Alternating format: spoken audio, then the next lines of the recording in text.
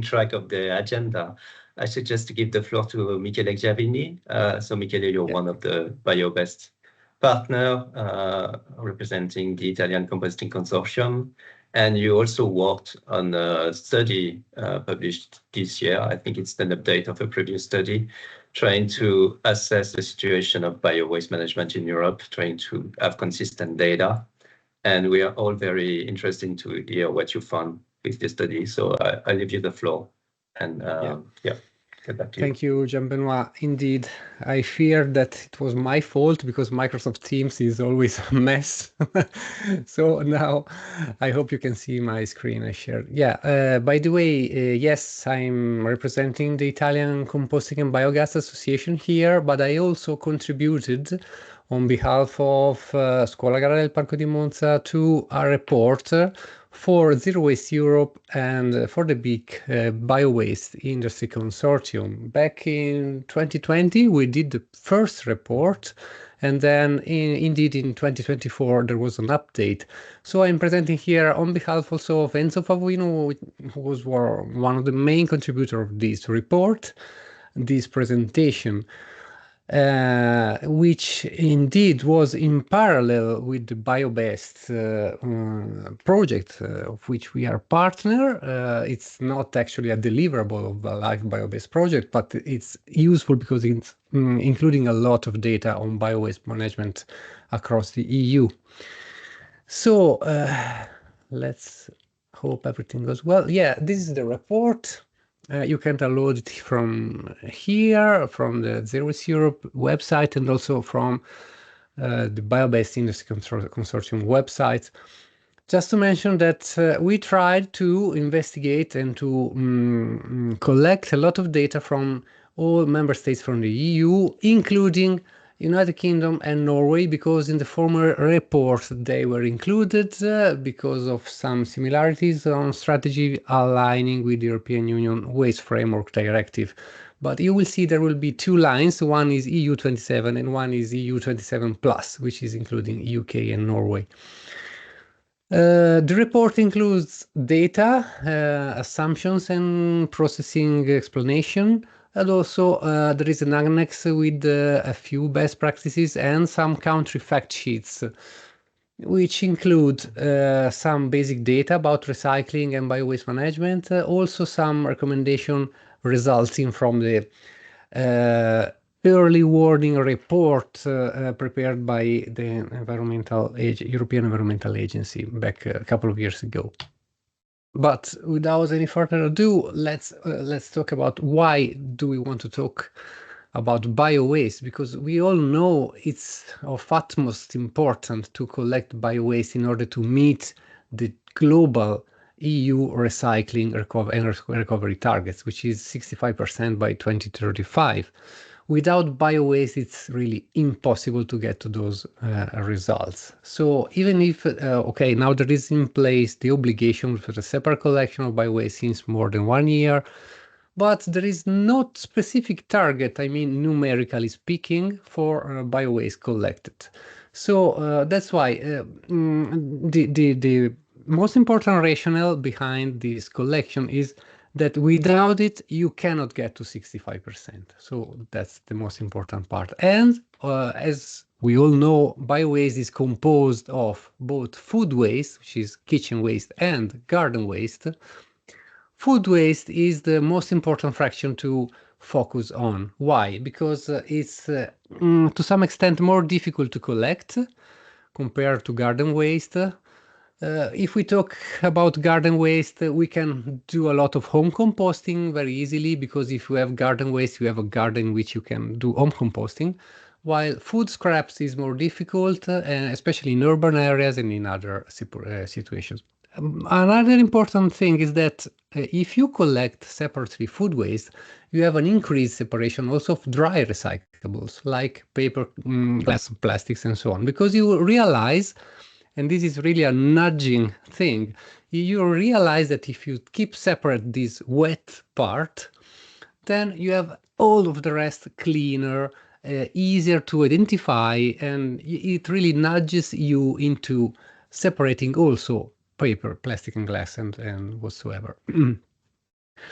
We know we have the obligation in place since more than 1 year across the EU, but there are a lot of other member states which have this obligation in place since more years, like Germany since 2015, the Netherlands a lot of time ago, Italy 2021, Catalonia since mid-20, early 2000, many more.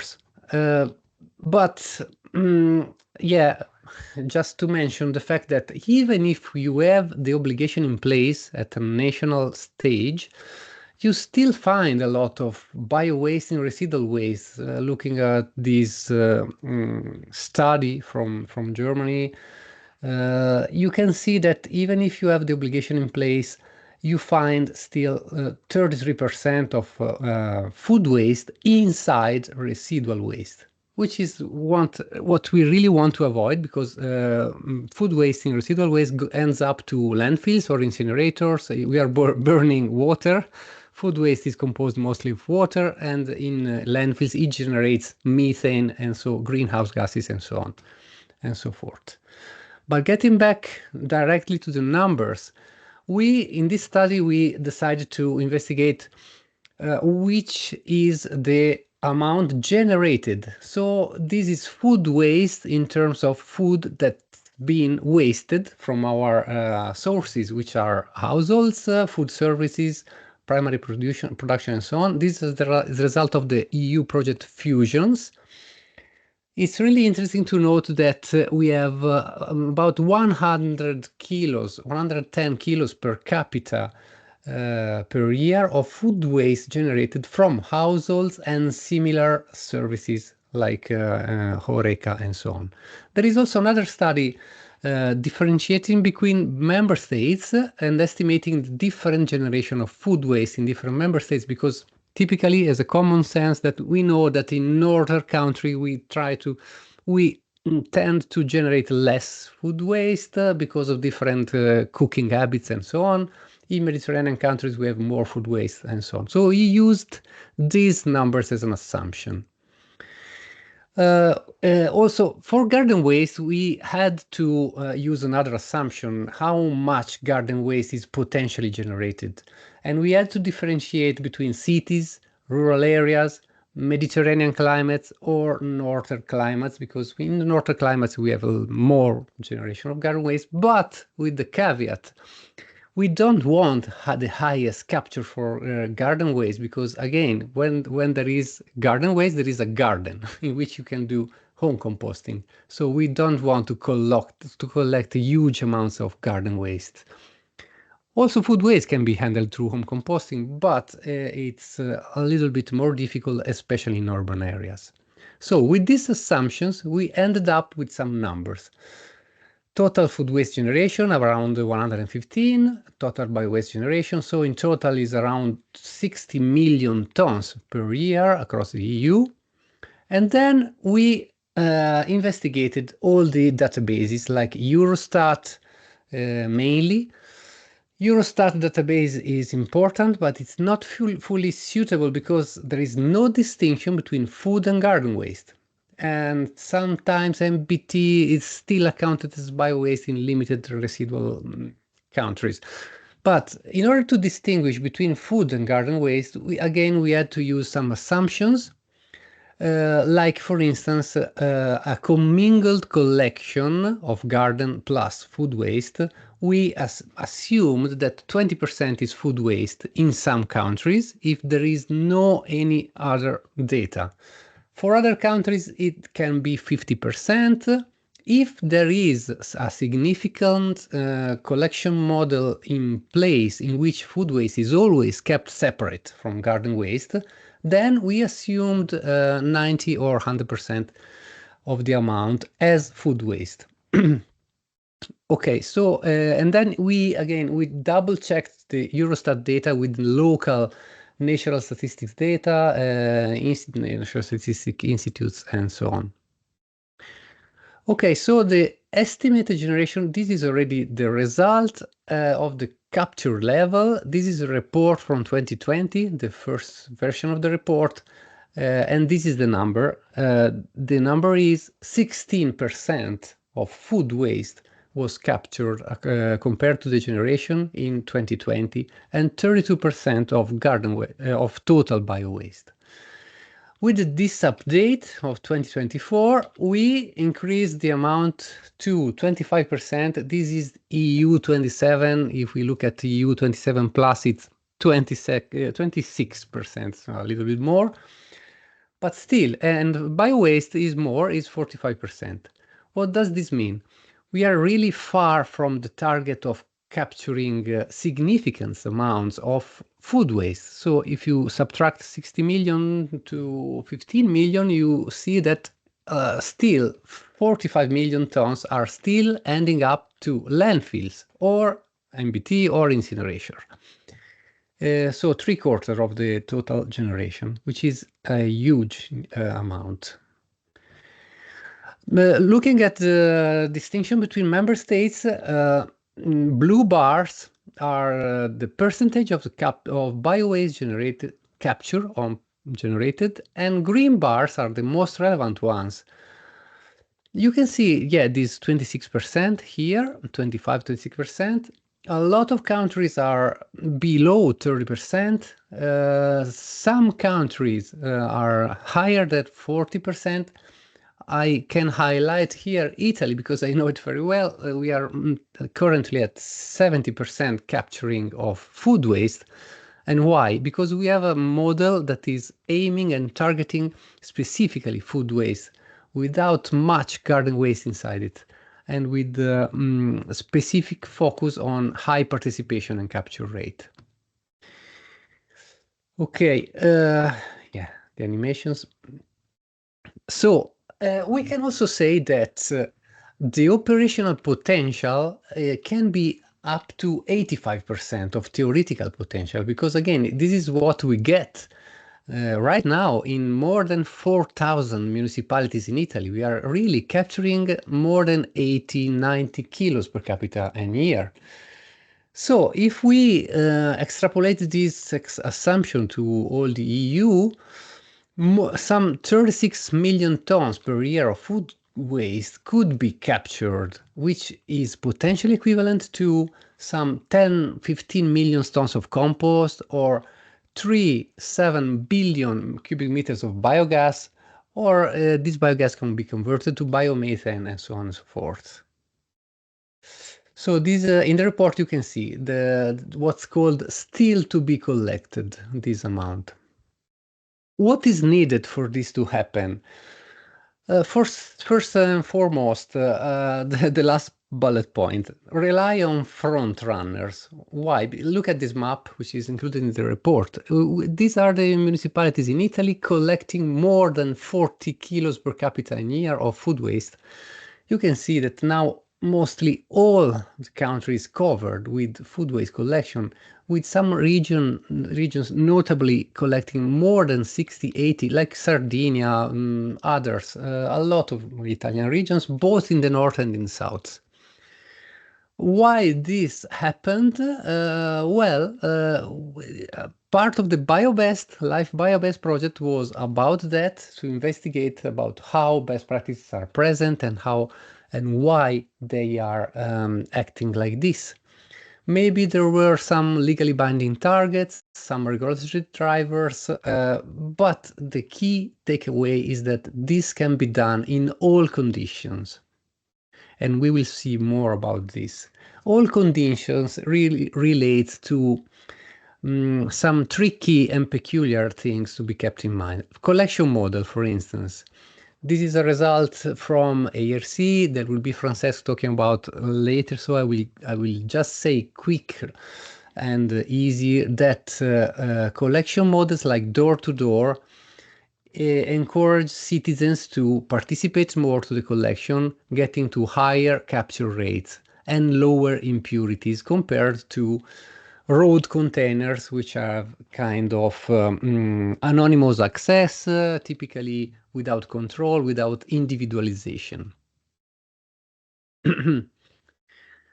So collection models for organics that are typically more dedicated, I mean, so-called bespoke kitchen waste schemes, tend to encourage citizens to participate more, to make it more convenient, while other models, which are more common in Central Europe, like the commingled model, garden plus food waste, tend to give convenience, but lower capture rates in terms of specifically food waste. This is, for instance, one chart, I think it's from Freiburg from some years ago, highlighting how kitchen waste in the commingled bio-waste collected in rural areas is quite low. So there is a huge amount of garden waste. In urban areas it's higher, but it's still 50-50. So if you convert this data into kilos and capital in year, this ends up to still a low amount of food waste collected in those areas. So this is again just to stress on the fact that one municipality may say, well, yes, we are collecting bio-waste. This is our model. Yes, for sure, this is in place and it's perfect, established since a lot of time. But if you look at the amount of food waste inside the residual waste, you may discover that there is still a significant amount. So the model could be improved, further improved. Some specific intensive model that we have in mind are like this, like in the city of Milan, we have this in place since 10 years, where citizens are really focusing on food waste collected from their kitchen, with some optimizations like the use of open lorries, small vehicles, transfer to larger vehicles, and so on. This is in place in many cities, again, Milan, Ljubljana, Copenhagen, Bristol, some parts of Barcelona, and so on and so forth, with good participation and low contamination. So, final takeaways. Food waste is a largely untapped potential. There is still a lot, 3/4 of it is still not collected. The drivers, the regulatory drivers are there, including Article 22 of the Waste Framework Directive, but it's not widely implemented because of many reasons, and subsequent speakers will talk about this, but it can be done, also in densely populated areas. There is still room for improvement, so focus on user-friendliness, design of collection rounds, and tools for the implementation. It's time to update the regulatory drivers in order to boost a little bit more participation in this kind of collection. This, for instance, just one final takeaway. There is something I always say when I speak. Bio-waste doesn't benefit from any EPR scheme. We have EPR in place for paper, plastics, glass, and a lot of packagings, but there is nothing in place for bio-waste, which is the most important fraction. So we need to update a little bit the drivers in order to include some financial or incentive schemes in order to make it more viable. It's already viable, but it should be done more viable. Thank you for your attention, and this is our contacts. Thank you so much. Thank you very much, Michele. We've got time for a few questions, so if anyone has a question, you can write it in the chat or raise your hand, and then we'll give you the floor. If not, maybe I have a question before someone have another question. So you did 2 editions of this report from 2020 to 2024.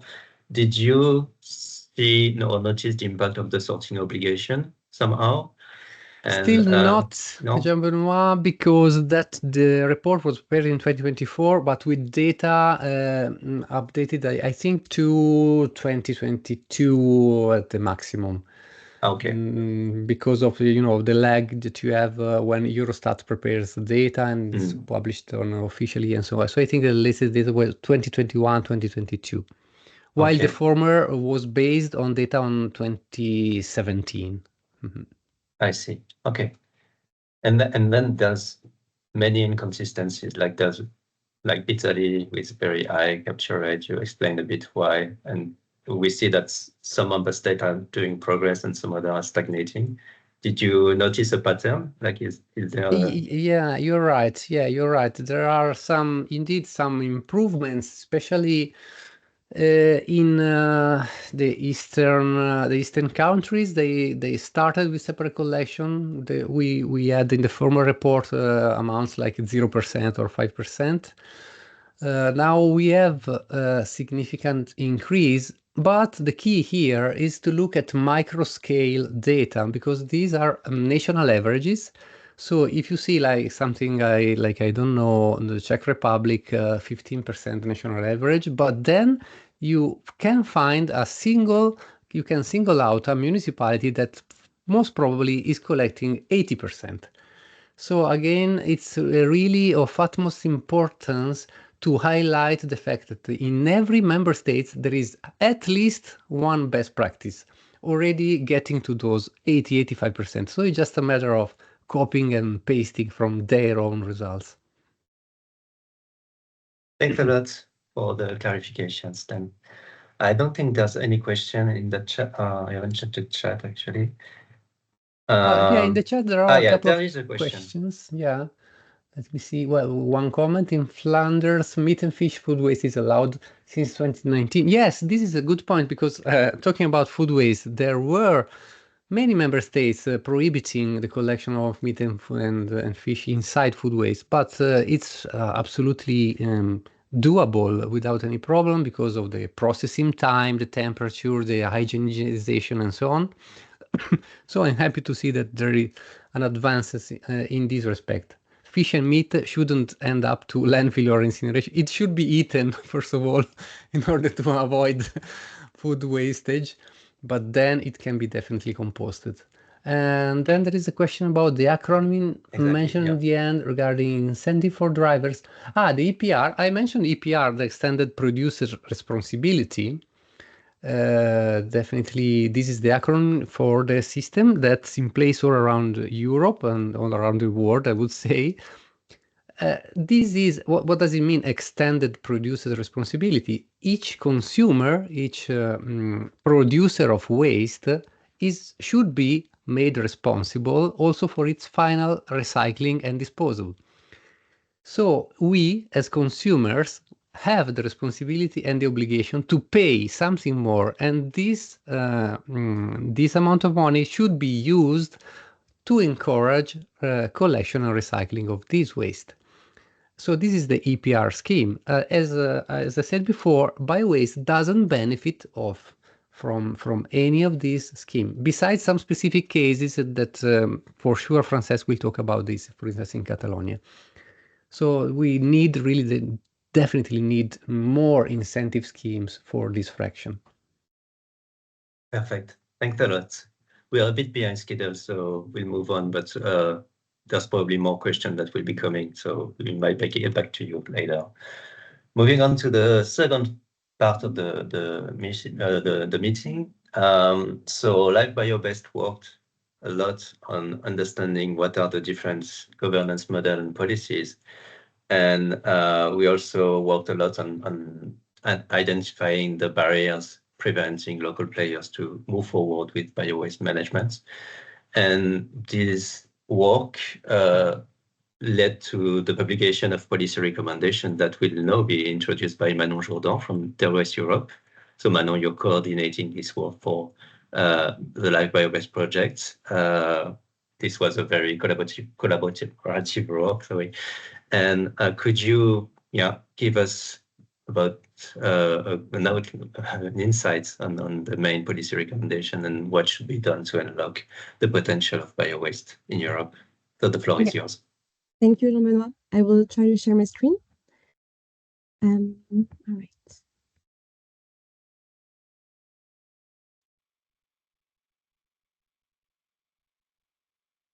So wait a second, I will put it in full screen mode. Can you all see it? It's charging. It should be fine. Yeah? Okay, thank you. Yeah, it's working. Yeah, thank you for the invitation. So yeah, my name is Manon Jourdan. I'm working for Zero Waste Europe. And I'm also here today on behalf of the Live BioBest Consortium. As part of my job within this project was to draft policy recommendations to really help and structure the sector to manage more effectively biowaste in the EU. And as Michele showed us, we have plenty of best practices, but really these recommendations that we have drafted collectively were about to try to understand what needs to happen at the regulatory level, both at the EU, mostly at the EU level, what needs to happen to ensure the wide spreading of those best practices. So this was pretty much what it was about. I will not introduce the Live Biowaste project because Jean-Benoît, you already done that at the beginning, and I'm sure that you all know the project by now, but just to reinforce the fact that we are 5 expert organization behind this project, and each organization is really bringing a specific expertise on that project. So I think that's really made the big value of the BioBest consortium and resources. So while I will not go too much into details of what we have done, I just invite you to screen through the website, because we have published throughout the last 2.5 years plenty of resources, guidelines for local authorities, policy brief detailing the barriers and specific recommendations to overcome them. So yeah, it's lots of resources, very valuable resources. So yeah, I recommend you to go have a look if you haven't yet. But let's dive in straight into the policy recommendations that we have published a few months ago, targeting mostly EU policymakers, because we believe that even though local authorities, regional authorities, and national authorities have the power as well to implement regulatory drivers to really ensure that those best practices that we know of are spreaded. Most of the change should happen at the EU level, and this is really what we tried to identify. So we really tried to think in terms of challenges, what are the current challenges that we are seeing right now that hinders biowaste management at the EU level, and what needs to be done to address those challenges and make sure that we can create biowaste circularity across the management chain. So really from production to soil application of compost and digestate. So really what needs to happen to recover all the challenges that we see happening throughout this biowaste management chain. So there were mainly 3 underlying questions that we tried to answer with our recommendations. The first one is the following. So how can we boost high-performing biowaste collection models, as the one that Michele has briefly introduced you to? So how can we boost this model in order to achieve both high capture rates, but also minimal physical impurities, which is often forgotten? So biowaste collection models that ensure both quantity and quality of the material collected. So this was really the first question that we tried to answer with our recommendation. The second one is mostly about soil application of compost and digestate, and in order to do so, we need to create markets. So the idea was how to stimulate public and private demand for compost and digestate, so we can create reliable and new markets for those products. And the last one, an obvious one, was how to ensure effective monitoring and enforcement of biowaste regulations, because we really and quickly realized that what's not properly monitored doesn't get properly managed. So that those 3 questions are really the ones that underlie the entire recommendation that we have produced. And before to go more into details of each recommendation, I would like to play a brief video that we have produced that kind of sum it up. And I would like you to let me know if you can hear well. Did you know that biowaste recycling is the key to healthier soils and lowering greenhouse gas emissions? By strengthening EU policy and supporting member states to implement ambitious, separate collection systems, we can create greener and more sustainable territories. Right now, of the 60 million tons of kitchen waste produced in Europe each year, only 15 million tons are collected separately. That's only 26%. With the remaining 74% being burnt or buried, 18 member states risk missing EU recycling targets for 2025. Meanwhile, bio-waste piles up in landfills, releasing harmful methane emissions, or it's incinerated, burning valuable resources. Currently, the EU bio-waste collection mandate allows municipalities to comply with the obligation with underperforming systems. But this doesn't have to be our reality. With effective targets and incentives in place, most bio-waste will be collected separately, with some composted at home or in community sites. It will then be transformed into high-quality compost or digestate and returned to the soil. Here are 5 actions that EU policymakers need to take for this to happen. Adopt legally binding targets linked to the amount and quality of bio-waste captured. Promote economic instruments that realign incentives, making bio-waste management more cost-effective. Strengthen reporting requirements to monitor bio-waste management. Promote a reliable market for compost and digestate, increasing their purchase and application on soils across the EU. Equip all levels of governance with the tools and skills needed to successfully implement bio-waste separate collection. Help us bring this reality to everyone in Europe. Yeah, so those are pretty much the headlines of the recommendation. So I would like to take 5 more minutes to really go into each of them more concretely. And of course, I encourage you, if you are supportive of all of this, to spread out the message, because this video was really like a promotional video to try to reach out to as many people as we could. But let's dive into like our recommendation for the first and the like question. So how can we boost high performing bio-waste collection models that achieve both high capture rates and minimal physical impurities? So this is really the core of the recommendation, because as Michele as well mentioned, the big issue that we're having right now with bio-waste, that we don't have bio-waste related targets as we have for other waste fractions. And this is really what's missing, because the mandate is not enough to drive circularity and to drive a high-performing system. So the first legally binding target that we are suggesting is to have a target on the amount of bio-waste found in residual waste. Why so? Because as such, we could also cover bio-waste, food waste prevention policies, such as domestic composting or community composting, by focusing on the residual waste fraction and the bio-waste contained in the residual waste fraction. You do not only capture the efficiency of bio-waste collection, but you can also focus on the prevention side of things, which is really and truly important. The second target that we are suggesting and advocating for is to have a target on the quality of bio-waste entering the recycling process, with a control value on accepted physical impurities, which we have estimated based on many surveys distributed to bio-waste treatment facilities to be at 5%. So this is not a number that we just came up with. This is really like an accurate number that came through various surveys that we have conducted. So we know that it's possible to achieve it. And the last target is to have a target on the reduction of the residual waste generation. And one thing that I would like to stress out is the fact that all the example of targets, so for example, for the first one, the 25 kilogram per capita per year by 2030 of bio-waste found in residual waste.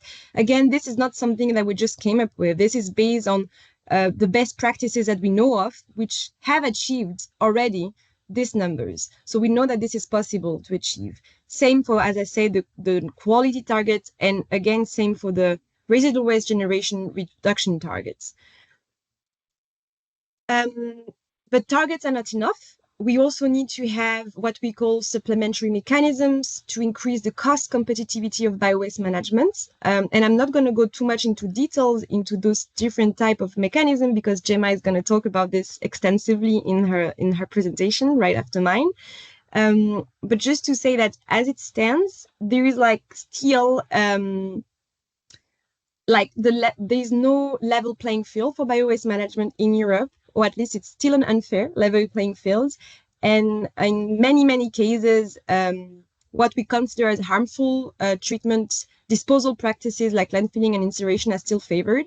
So the idea is really to try to find economical and financial mechanism that supports the right thing, so support biowaste management and discourage landfilling and incineration.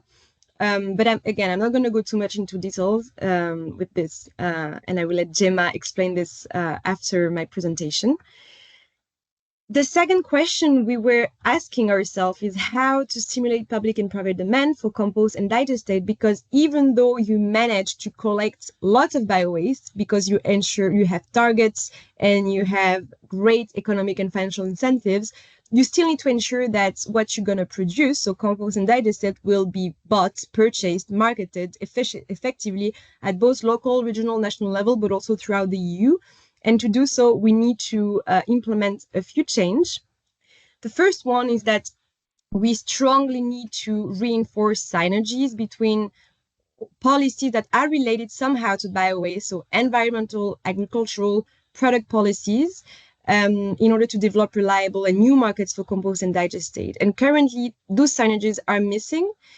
So what we the headlines of this, or like the key idea that I would like you today to remember, is the fact that we need, across different policies, to have high quality compost and digestate recognized as recycled organic soil improver and fertilizers.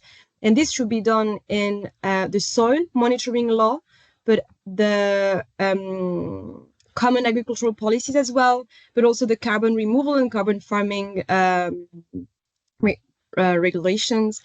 And again, we have the Circular Economy Act coming, which has a strong focus on promoting market for secondary raw material. So this is also a great policy opportunity that is coming our way, where we should have high quality compost and digestates recognized as, again, recycled organic soil improver and fertilizer. And this will be highly needed if we want to decrease our reliance on chemical fertilizers. We also need to make sure that the farmers that are using those products are subsidized. So we also suggest to have to establish national and regional subsidy systems for farmers using high quality compost. And this could be done, for example, via rural development plans. I'm not going to have time to go too much into details with this, but I suggest you to have a look at it, because this could be a viable way to do it. And of course, we think that the EU should develop a QS, quality assurance scheme, for compost and digestate to ensure the highest product quality. And the good news is that we have already very effective quality assurance scheme, which have been designed by ECN, European Compost Network, which is also part of this consortium. So we have already the tool existing, and it's just about ensuring that this is widely used. The final question that we asked ourselves was how to ensure effective monitoring and enforcement of biowaste regulation, because currently, and as it is, we have strong data gap, but also not a very harmonious way to monitor biowaste management across member states. And so the first recommendation that we have suggested is to introduce a legal obligation of compositional analysis of residual waste.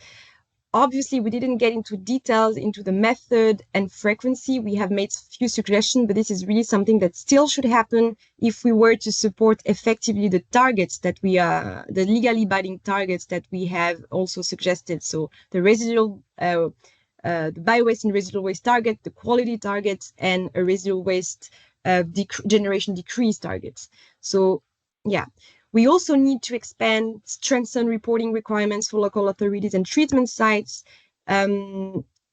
monitoring impurities. Again, this is very, very important, but also include the inclusion of a set of KPIs on collection, recycling, enabling legislation.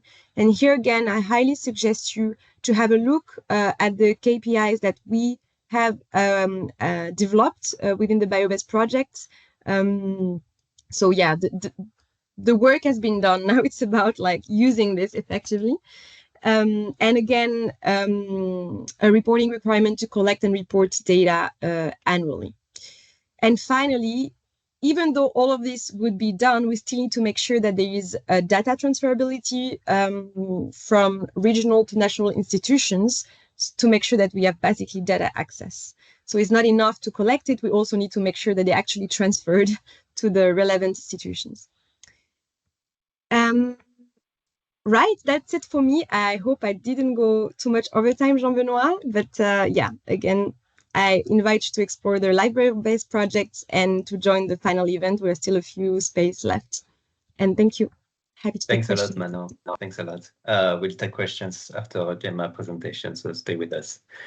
Now introducing Gemma Noales from Fundació ENTS, a research institute in Barcelona, or in Catalonia, not especially in Barcelona. And Gemma, you're the coordinator of the Live BioWaste project, and you also conducted a work on mapping and identifying successful instruments when it comes to economic instruments, or instruments linked with governance, because it's not just about logistics. Could you tell us a bit more about what you found? What are the most successful economic instruments and governance model that drive BioWaste to the best performances? So the floor is yours. Thank you, Camilo. Good morning, everyone. Thank you for the organization of the webinar and to collaborate with BioWaste project. I'm going to share my presentation.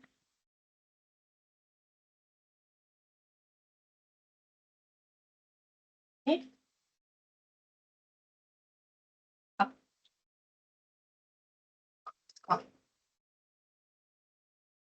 Yeah, fine. Do you see? Yeah, it's okay. Thank you. Okay. So yeah, I will focus my speech and the presentation on financial and economic instruments. As we mentioned, and this is a key element in the framework of our proposals from BioWaste project. So as you can see, and we mentioned in the video, it's one of the main areas to work on. And I want to make a small introduction why these complementary instruments are important in the framework of BioWaste and waste management. We mentioned in our project that it's important to implement this combination of instruments, and especially economic instruments are crucial to incentivize stakeholders, as we previously discussed. And BioWaste, it's key. It's the backbone of the municipal waste management, so we need to take care of this fraction. And also it's a cross-cutting topic that is related to other policies. So if we improve BioWaste management, we will get a lot of benefits from this new scenario. And as Michele mentioned, and also Manon, the mandate that is in place seems not effective to promote implementations and improvements, and the future penalties for not compliance maybe will arrive late and may not be effective. So we need other instruments and other elements to promote this change. And as discussed, BioWaste is not cost competitive. If we compare with residual waste, that is still cheaper. And one of the main reasons is because landfill and incineration fees are low, but also because pretreatment obligation is not well applied in some cases, and especially we don't have the coverage of the EPR systems. And this is a bad scenario for BioWaste flow in this case. And we identify that a lot of regions and local entities are implemented or try to implement low performance collection schemes that are not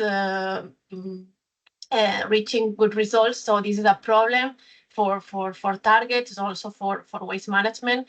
And as discussed, quality is key. So we have to invest in this monitoring of quality and the improvement of quality to to ensure this circularity of biowaste flow. So that is the main reasons, and we want to promote these economic and fiscal instruments to discourage landfilling and incineration and rebalance, as mentioned, the economic viability of biowaste.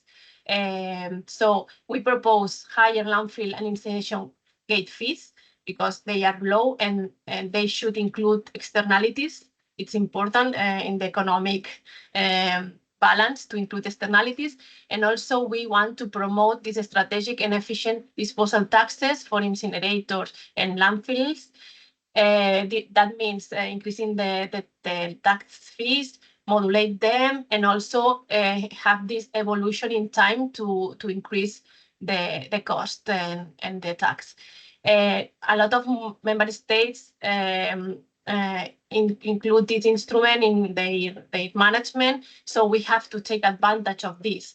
So we have to use this instrument in the best way to get these good results. So the intention or the recommendation is to reevaluate the effectiveness and the impact on target entities of landfill and incineration taxes to make them effective and improve and this improve biowaste management and divert this residual waste from this disposal phase.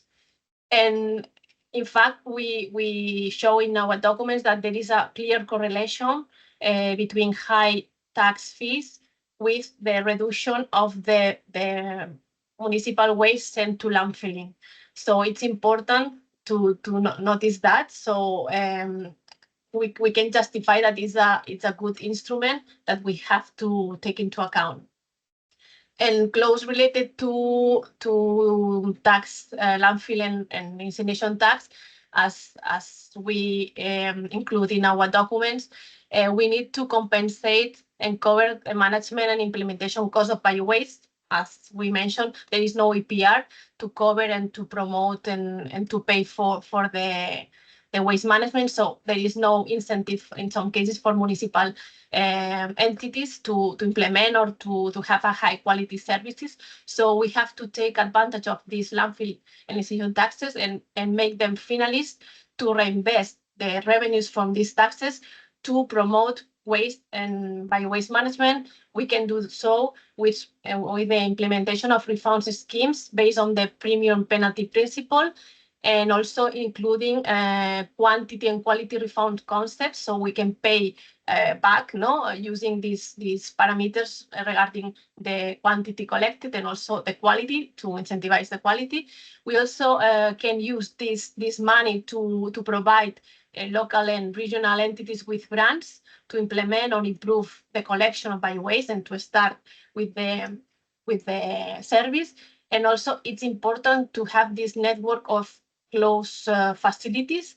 So we need money to invest in the construction or improvement of biological treatment facilities. So this scheme is perfect to incentivize the proper management, and we create this figure with this finalist taxes and refund system scheme in the comprehensive guidance that you can find on our webpage. So we can show, we want to show the function of this scheme, and also we can justify and demonstrate that it's working. There are real applications of this type of schemes. We have Catalonia. Later on, Francesc Giró, our colleague, will explain with more detail the case of Catalonia, but also we have Sardinia with this penalty and premium system that provides this money or this penalty and bonus system when there is a high threshold of biowaste collection, and also when pay is implemented, pay-as-you-throw schemes are implemented for municipalities. So the results are really good with high quantity collected and quality of biowaste, and also good results regarding the general waste management scheme. So take a look at these best practices that we also include in our documents.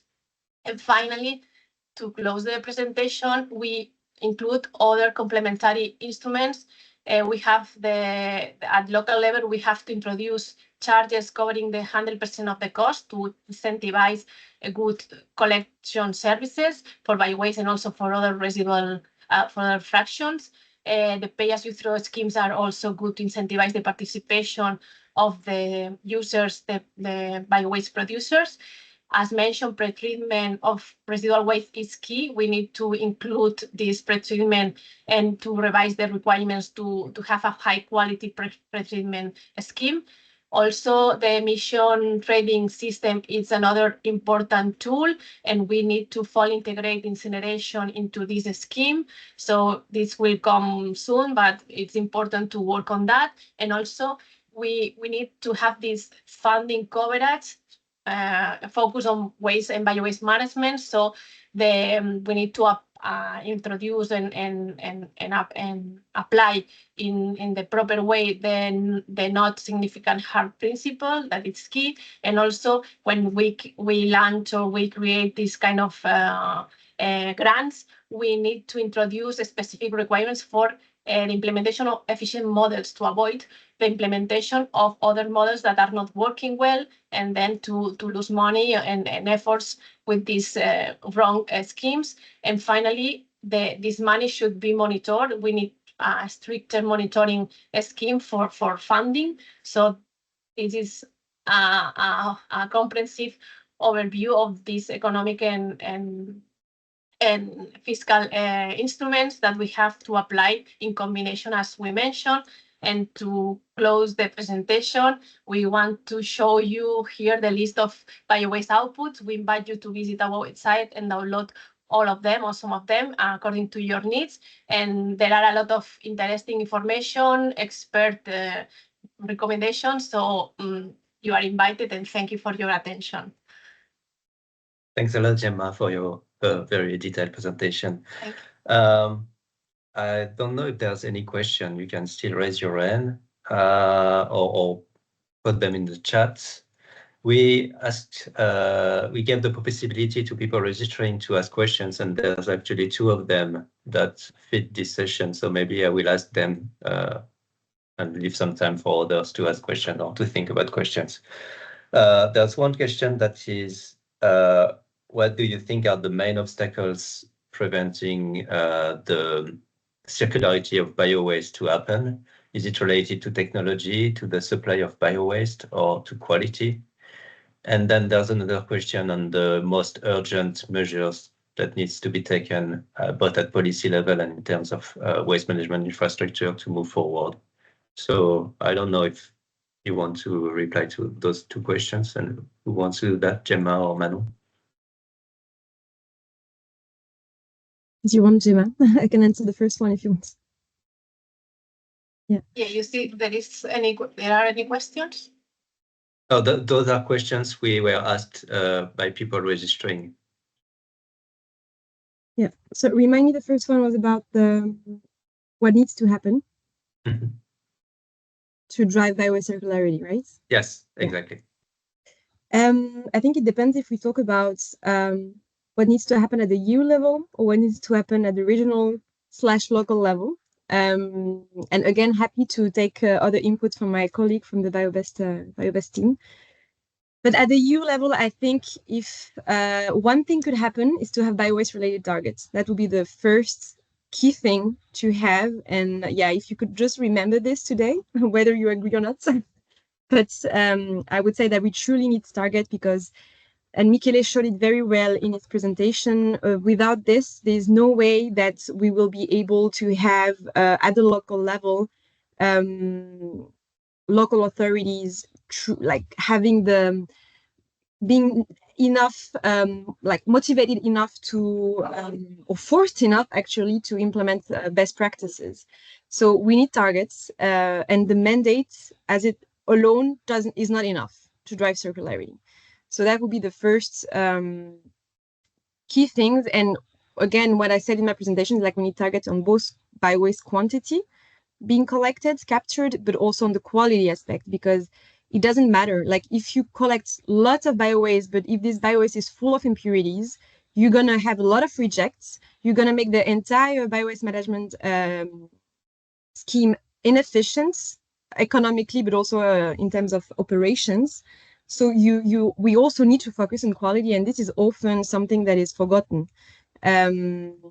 So at the EU level targets, at the local level, I think what needs to happen is that, and again, Michele, you said it in your presentation, trust the front runners. Look at what's happening in the municipalities, the best performers municipalities, and reproduce that, because we have the data.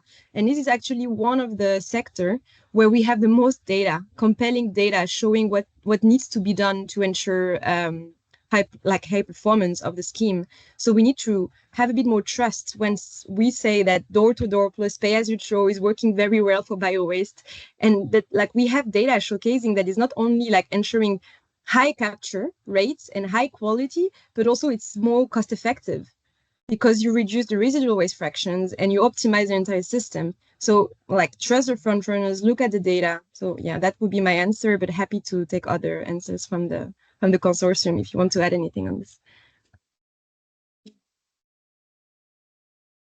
Maybe regarding EPR and the coverage and the cost efficiency of bio-waste, as I mentioned, it's a important issue nowadays, and we are not going to succeed if we are not able to manage and to change this situation, and especially because local entities are supporting a lot of costs, also taxpayers. So we need to introduce these additional complementary instruments, especially economic, but also communication instruments and organizational instruments. So we now explain with very in detail these schemes and this combination of instruments. And as Manon mentioned, there are a lot of best practices that demonstrate that this can be implemented with good results. So we need to provide this support and knowledge to local entities, because they are key to implement bio-waste and waste management, and also communication and monitoring activities. So we need this funding to cover all these activities to ensure that we are going to implement these proper models and reach the targets, and the current targets, but also the proposed targets in the framework of bio-waste project. So we need to collaborate, and we need this coordination between the different levels, regional, local, but also member states and EU. So that's an important point, the coordination, and to advance in the proper way. No, as mentioned. Thanks. There's another question in the chat asking best practices on contamination reduction. Like the person asked, could you mention specific tool that has shown good results in terms of contamination? So we'll get an example in the next session, but I don't know if you want to add something on that. Yeah, we can show the case, and Frances will explain the case of Catalonia, that the refund scheme also is based on quality. So you have this incentive to improve and monitor quality to get this money back. But also there are some schemes, especially individualized schemes, that provide this control, this monitoring, allows this monitoring when the user is providing or set out the weights to the system. So we also propose a list of interesting models that take care of impurities, because we need to ensure and to close the cycle. So if the impurities are high, there is a problem with the final output. So it's important. So we mentioned that the investment in these activities of monitoring, of control the impurities, and also good processes, biological processes are important. Yeah, Thanks maybe a lot. just to complement very, very briefly, I think what Sure. Gemma said, and it's really a valid point, is like, in order to reduce impurities, you need to go for the scheme that allows an individual control. So, and this is allowed mostly with door-to-door, if not only with door-to-door collection model, because you can really track back to who put plastic in his bio-waste bin, basically. So yeah, door-to-door. And couple that with the strong enforcement. So it's not enough to do door-to-door. Obviously, you also need to have a strong enforcement on site. So we have good best practices, and I think we could also share them in this chat. I have the example of Borken in Germany, which is regularly checking what's in the biowaste bin. And if there are many impurities at the collection, like once they're collecting the bio bins, if there are too many impurities, they put a label. The yellow one is like just informing the user that this was found, but this, since it's the first time, they still take it. And this, if this is like happening again, they put a red label, and this time they don't collect the biowaste bin. So this is like a way to inform, but at the same time to, try to ensure that this type of misbehavior doesn't happen again. So I think this type of control, which is just one among many other examples, because Milan, I think, is going for fines, which is also good. But you should just be careful to not have only the stick. You need to have the carrot. The carrot is to have like an efficient, user-friendly collection model. So yeah, but I will stop talking because we're running out. Thanks a lot for the additional good practices. Yeah, we need to move on to the next session because I'm afraid we're really late with the schedule. So Manon and Michele mentioned the importance of frontrunners, and this is something that we really wanted to highlight in the Live Biowaste project, as we find them much more comprehensive than general recommendation. And we've got 3 frontrunners for the last session that will explain a bit and give practical explanation on how to enforce those policy recommendations that the Live Biowaste project produced. And we'll start with Nico van Aken from Flanders. So you're team leader of the biowaste waste management for OVAM, the Flemish Public Waste Agency. And OVAM has been a frontrunner on waste management for many years now. They had a very early comprehensive integrated strategy on waste management. And OVAM is working very closely with all the Flemish municipalities and has developed several tools on governance, but also targets to boost biowaste management. So Nico, can you give us some explanation on what you do at OVAM? And the floor is yours. Yes, thank you very much, Jean-Manois, for the introduction. I'm happy to share some experiences of the Flemish region as a frontrunner, but nevertheless, also frontrunners still have challenges, as you will notice. So I'll just start up my presentation.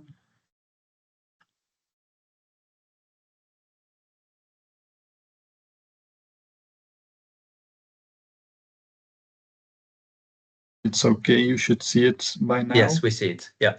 Perfect. Very good.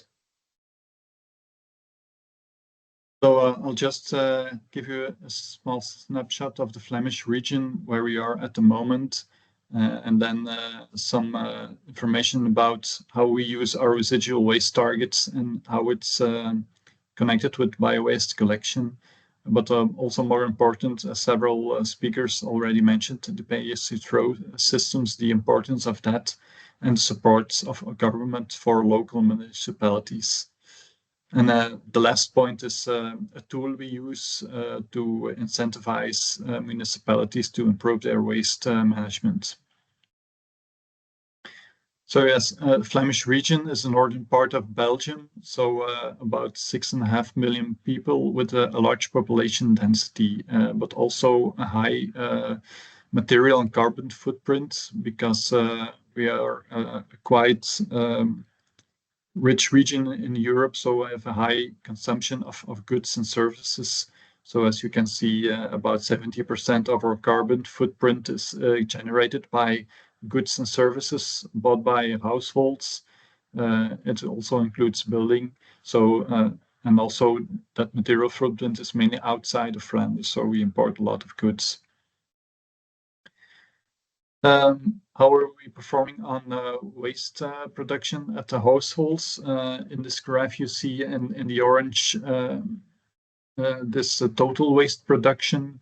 So from more than 500 kilograms per inhabitant in 2013, we managed to reduce it to a bit more than 400 kilograms per inhabitant. So things we do work actually.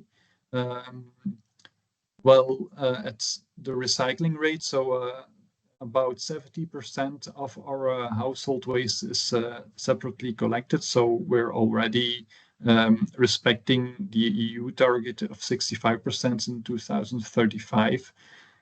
It's also important to mention that collecting bio-waste contributes about 30% of that 70%. So it's a very, very important fraction for the recycling targets. What you can also see is the reduction of residual waste is gradually, but is still a diminishing trend. So in 2023, we had about 125 kilograms of residual waste per inhabitant.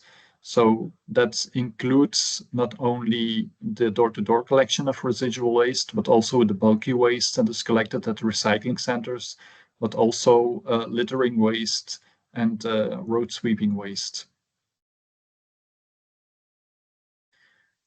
Well, we have quite some history with using residual household waste targets in our waste policy towards municipalities. We consider it as the dot on the horizon. So that's the larger goal we want to achieve, and it's always been fixed in our household waste management plans. So at the moment we have a plan that has a validity period from 2023 to 2030. It's also important that the targets are situated at the municipal level. So the accountability of reaching the targets is at the municipal level. Of course, municipalities can collaborate in inter-municipality organizations to strengthen their policies. We also had some evolution in how to use those waste targets. So in the beginning, we had one general target for all municipalities with correction factors applied, for example, for larger cities or cities with a high degree of tourism that have more waste generation. Then we said, well, the correction factors, it's a bit, well, it's not very consistent sometimes. So we try to group some typologies of municipalities in clusters. So we managed to realize 16 clusters that each had their residual waste target. But after working with those clusters, we found out that, well, statistically, there wasn't a large difference between one cluster and the other. So we reduced the number of clusters in our newest waste management plan. So we have one main cluster which embodies the bulk of the municipalities, and then separate clusters for larger cities and coastal municipalities, which are confronted with a high degree of tourism in summer months with higher waste production. But what's also new is that in our latest plan, we also had a waste production target for households at the Flemish level. And why did we do that? Because, well, the municipalities agree that they have some responsibility of their own in reducing residual household waste, but they also look at the Flemish level to introduce policy measures for an additional reduction of the household residual waste. For example, they say, well, Flemish government, you have to introduce some EPR schemes for some fractions we still find in the residual waste. That's your responsibility. So the Flemish region is also for a part responsible in the reduction of the household waste. So our target for 2030 is going to 100 kilograms per inhabitant per year on Flemish level. So on average, we now are on 125. So as you know, the low-hanging fruit has already been harvested. So it's the lower you get, the more difficult it will be to reach the targets. But we're confident that we can reach them. So at the moment, about 20% of the municipalities already reached the level of 100 kilograms or less. We also have sub-targets for prevention and reuse, and also, of course, the recycling targets at the EU level. We try to respect them. How do you reach that target? Well, each municipality or intermunicipality has its own specific characteristics. So you have to supply tailor-made instruments for them. That's very important, the tailoring the efforts on the municipal level. And we on the Flemish level, we supply several instruments for supporting the achievement of the targets. As already mentioned several times here, our landfill and incineration taxes play an important role, but also supporting pay-as-you-throw schemes based on weight. So we subsidize the procurement of containers for pay-as-you-throw on weight basis. We support the construction of bio-waste treatment plants with a subsidy of maximum 1.5 million euros per year for the investment, of course. What's also new is that, well, the bio-waste collection, so the general obligation was also in Flanders only introduced in the last 2 years. So in the past, municipalities had the possibility to choose between a VFG collection or no VFG collection, but focus on home composting. But well, with the Waste Framework Directive obligation of bio-waste collection, we generalized the obligation. We noticed that well, certain municipalities were really dragging their feet because we were also on the brink of municipal elections year in 2024. So they were afraid to introduce an additional cost for the citizens, of course. So that led to an extended period in which they had to introduce the bio-waste collection. So we allowed them to use an additional 2 years to organize themselves with the collection. So at 1 year, January 1st, 2026, everybody has to have a bio-waste collection. When they don't have that, we consider the collection of residual household waste as not aligning with the bio-waste collection, so they have to pay a double incineration tax when they don't organize the bio-waste collection after 2026. Well, effect of a separate collection on residual waste generation, that's opening an already open door, I think. Well, as we all know, the bio-waste fraction in residual waste is still significant also in the Flemish region. So on average, we have about 43% of bio-waste still in our residual household waste. Nevertheless, the absolute quantity of residual household waste is low, but it still contains 43% of bio-waste, of which half of it is food waste. So also working on reduction of food waste is a very important policy measure. I don't have to mention the European target that's coming into play very, very soon. The reduction of food waste generation with 30% to 2030. So we also have to make a lot of efforts there, especially on the household level, because that's the largest producer of food waste. I don't want to elaborate here on the scheme much further. Well, I already mentioned this is a picture of the composition of our residual waste composition. The last sorting analysis we did is 2019-2021. So almost 50 kilograms on 190 kilograms of residual household waste, so about 43%.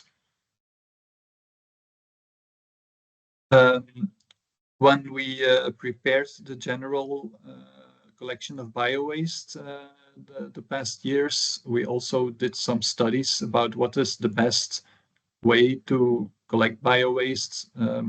We did research on 6 scenarios, and the VFG collection with containers door to door was the best, most effective means of collecting bio-waste, but also it has to be accompanied with several financial measures, of course. So we also we performed an econometric analysis on the collection of waste and the tariffs that are used by municipalities. And what you see here is some effects on elasticities of certain measures. So, for example, when you introduce a weight-based residual waste tariff, the production of residual waste per capita reduces with an average 25 kilograms per inhabitant per year. We know when you also, as an alternative, present a VFG collection, you have an additional reduction of 15 kilograms of your residual waste. We also noticed when you have a high degree of dense population, so dense building like apartments is more difficult to collect bio-waste there. You have a negative effect of this. When we look at the elasticities in VFG collection regions, so where the VFG collection present, you also see the high effect of the weight-based residual waste tariff. But also when you adapt your collection frequency of bio-waste, it also has a positive effect. For example, a lot of municipalities in Flanders, they do an alternating collection. So 1 week residual waste, the other week the bio-waste. Then you have an effect that the citizens in the week of the collection of residual waste, they just put their bio-waste in the residual waste just to get rid of it because it's a smelly waste fraction. So you can solve that with also collecting bio-waste in the same time as the residual waste, or just also every week. What's also important to take in mind is when you increase your collection frequency of bio-waste, you should think about decreasing your collection frequency of residual waste, because that's also an economic positive effect, of course. What you also see is when you start using a tariff on VFG waste, it has some high elasticity, not a large elasticity, but they're very sensitive on putting a tariff on VFG waste. So we have to take very good care that the tariff of VFG waste has a high enough delta with the tariff of the residual waste. Otherwise, people don't care where it ends up. For example, this is also an interesting graph. There's a municipality, an intermunicipality that started up VFG collection. So you see that it gradually increases to about 90 kilograms per inhabitant. That's very large, but that's mainly garden waste. And we know that for garden waste, you have a lot of alternatives at home. So to reduce the treatment and collection costs of bio-waste, you have to incentivize your citizens to do home composting or reuse their garden waste at home. So when you introduce then a weight-based tariff, they start thinking, well, what can I do with my garden waste? So they reduce the garden waste in the bio-waste container so that only the difficult fraction that they can treat themselves ends up in the bio-waste container. Of course, you have to make sure that they just throw it in the garden on one big pile and do nothing. So you have to educate everybody for home composting and circular gardening. This is an example of a city in the Flemish region that introduced a weight-based tariff on residual waste in 2019. When you see Well, there's a large effect, of course, when you look at the blue rectangles. That's a residual house waste production. So they came from 170 kilograms.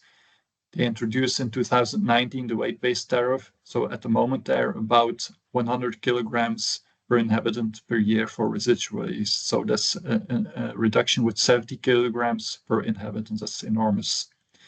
Of course, you have the shock effect, like we want to say. When you introduce that weight-based tariff, everybody is panicking, whoa, what's going on? So they really take effort in reducing their residual waste. And in the years that come, we have noticed that there is some effect of getting used to the tariff. So your residual waste will increase a little bit, but not against 70 kilograms, of course. And then also they have VFG collection in place, so you clearly also see the effect on the increase of bio-waste action.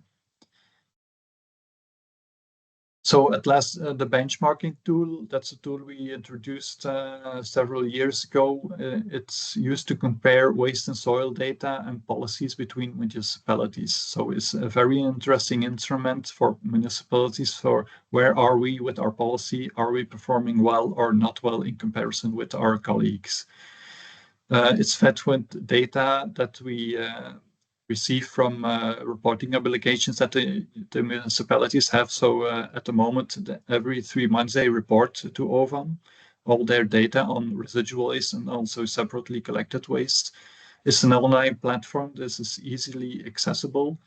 And it's not only comparing the raw data on how much waste you collect, but they can also compare, for example, policy indicators, what type of instruments that they use or don't use, and they can compare it with each other.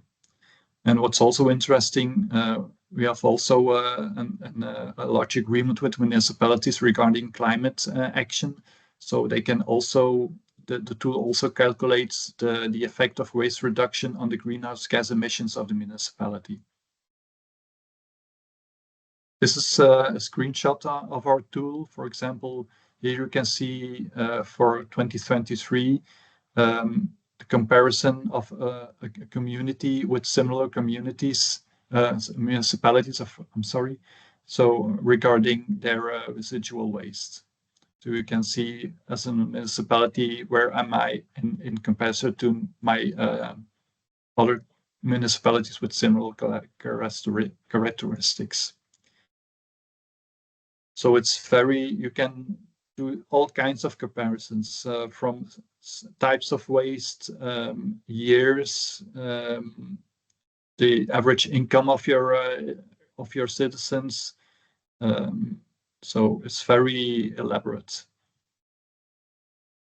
A second screenshot is about the policy indicators. So you can compare your policy instruments with the use of other policy instruments in other municipalities. So you can look up for what instruments don't I use at the moment, and other municipalities do use. So you can think about, why don't I introduce it myself?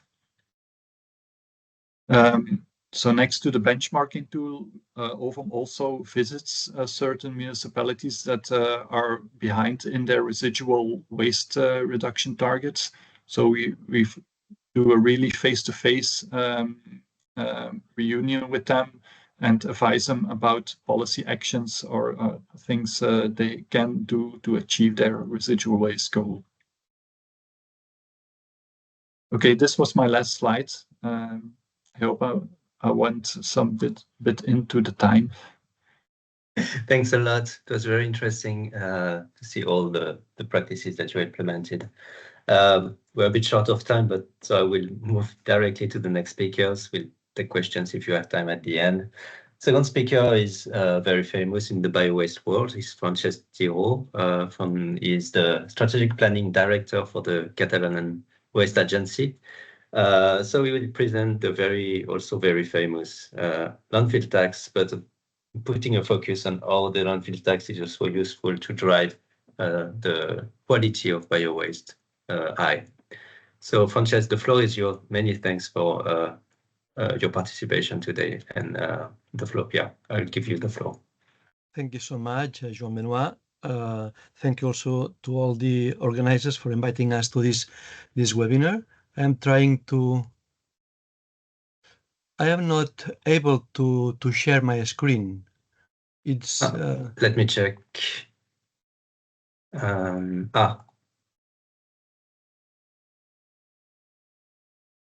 I made you a presenter, so now you can share your screen. Now I am able. So can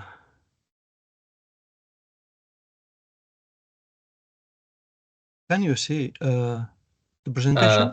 We can see the slides, but not in presenting mode.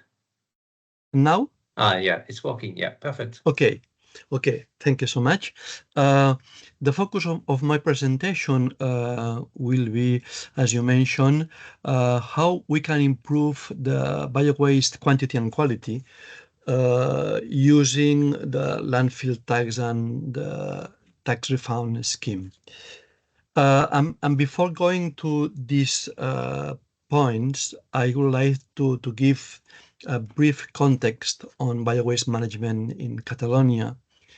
In 1993, the Parliament passed the law on waste, which established the obligation of separate collection of bio-waste, at the beginning only for municipalities of more than 5,000 inhabitants, but years later it was extended to all the municipalities of all the country.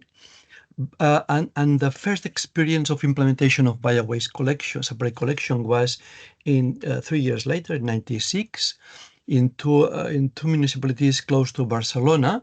Nowadays, the separate collection of bio-waste is extended almost to all the country in different ways. Okay, in 2000.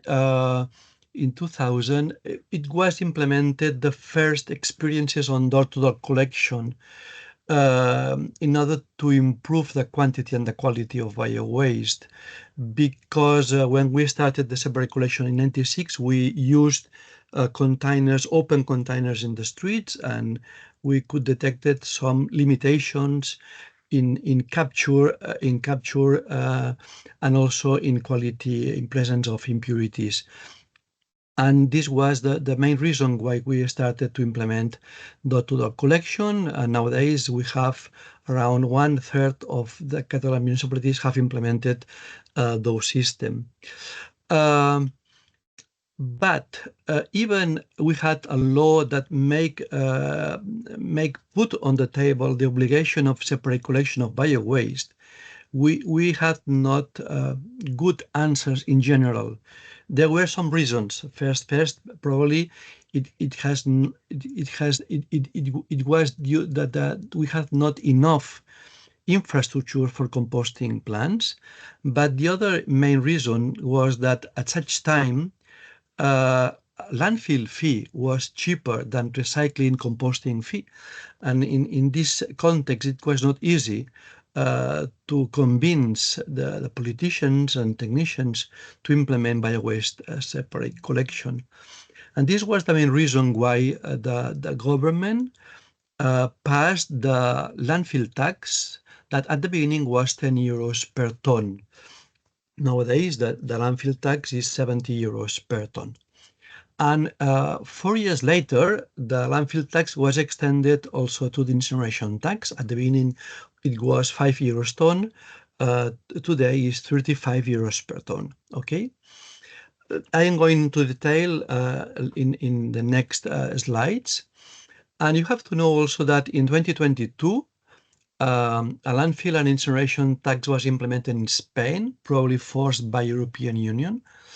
The situation in Spain is not so good, and it's clear that this economic tool, the environmental taxation on waste, can contribute to improve the situation. Okay, this tax has been transferred to Catalonia, which manages it in autonomous way, but we are applying it in in a different way, I will explain you which are the main differences.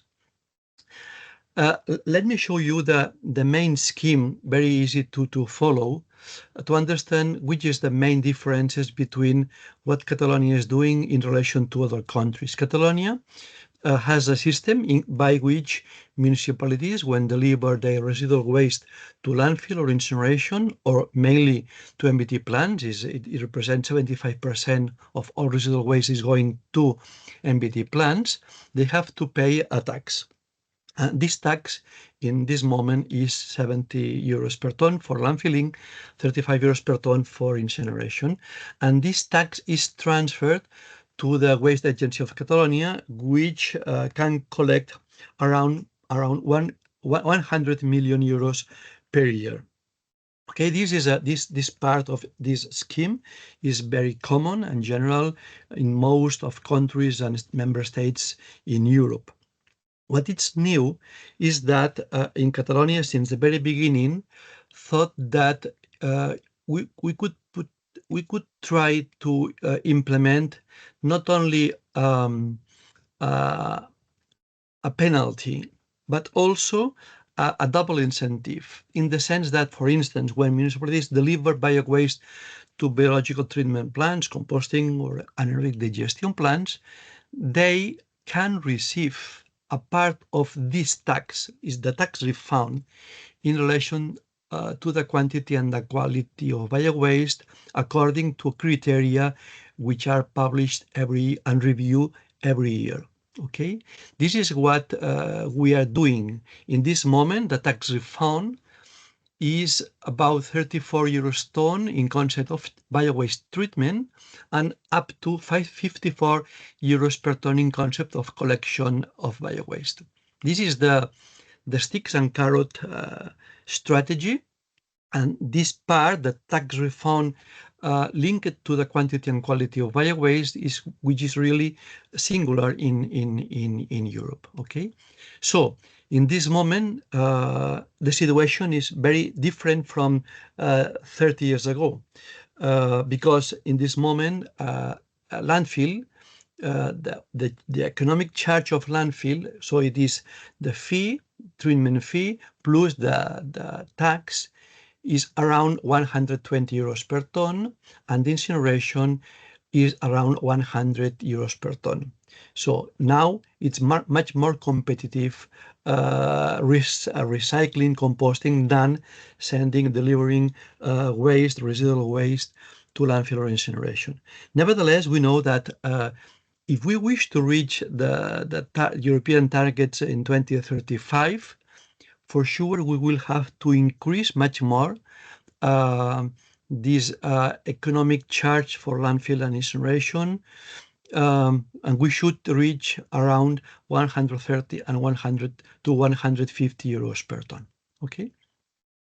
Okay, how it works? It's very easy. The Waste Agency has a platform where we try to have as much information as possible in relation to the quantity and the quality. This platform is receiving all the data from all the plants, but also for the quantity, but also all the monitoring of the quality of bio-waste. I show you. So we have a net of composting and anaerobic digestion plants and transfer of plants for bio-waste, around 25-30, that they have inputs of bio-waste, inputs of garden waste, but also outputs, bio-waste, green waste, compost, digestate, biogas, rejects, okay? And the owners and the operators has the obligation of delivering this information to the Waste Agency through this platform. For instance, you have here, it's very, perhaps you cannot see in detail, but for instance, we have here the composting plan, the owner, the declaration, the year, the month, and in this case, the bio-waste input for such month, and we say the European Waste Code, the name of the circuit, which are the municipalities that are in this circuit, and the amount of biowaste. This information, but for all the inputs and outputs, is sent every month to the waste agency through this platform. At the other side, we have 6 companies which are monitoring the quality of this biowaste. They are following a protocol of characterization of this biowaste. In this moment, we have around 625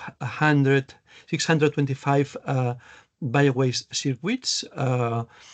We have controls at least one per each trimester, and it means around 2,100 quality controls of biowaste per year. Since 2005, when we started, we have more than 28,000 controls.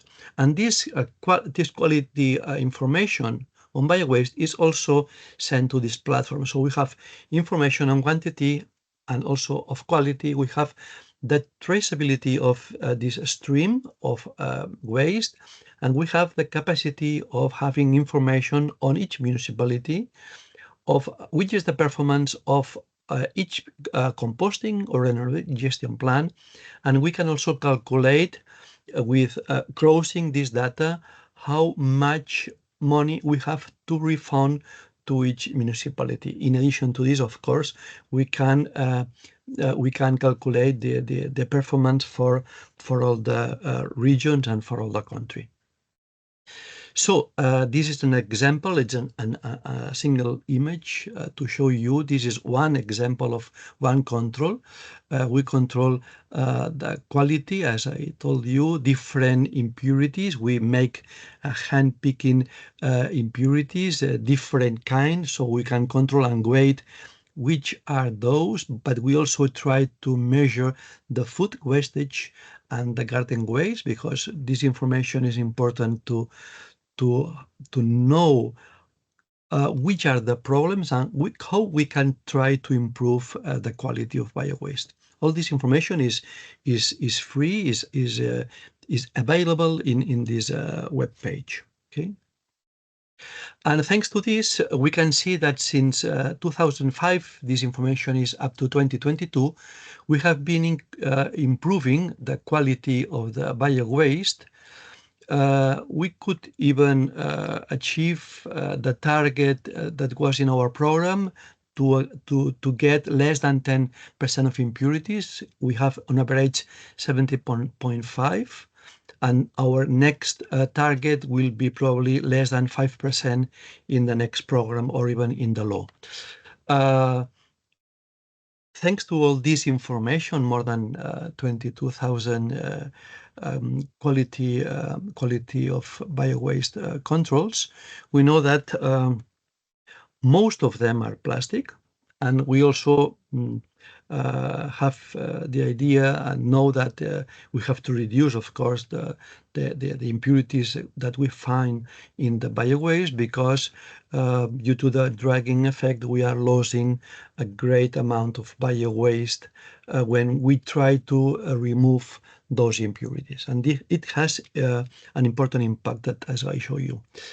The importance of biowaste quality control. First of all, there is a need for biowaste quality improvement to ensure high quality recycling. Recycling must be with quality, otherwise is nonsense. Okay. The second one is that in Catalonia, biological treatment plants are required by the Waste Agency of Catalonia to establish treatment fees indexed or linked to the quality. Higher quality, lower fee; worse quality, higher fee. The third one is that citizens' awareness is important in the sense that they also have to contribute to continuously improving of the quality of biowaste.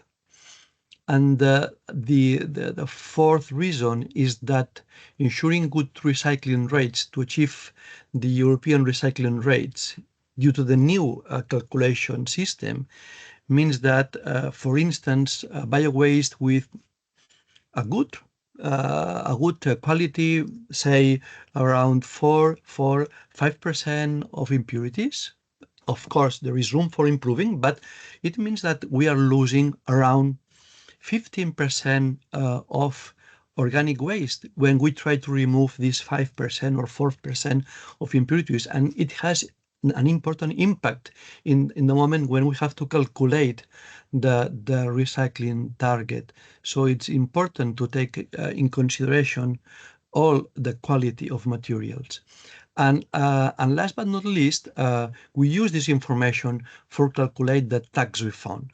For instance, I told you we are paying 34 euros per ton, clean ton, in concept of bio-waste treatment. So it means that we have to discount the impurities that are found in the bio-waste.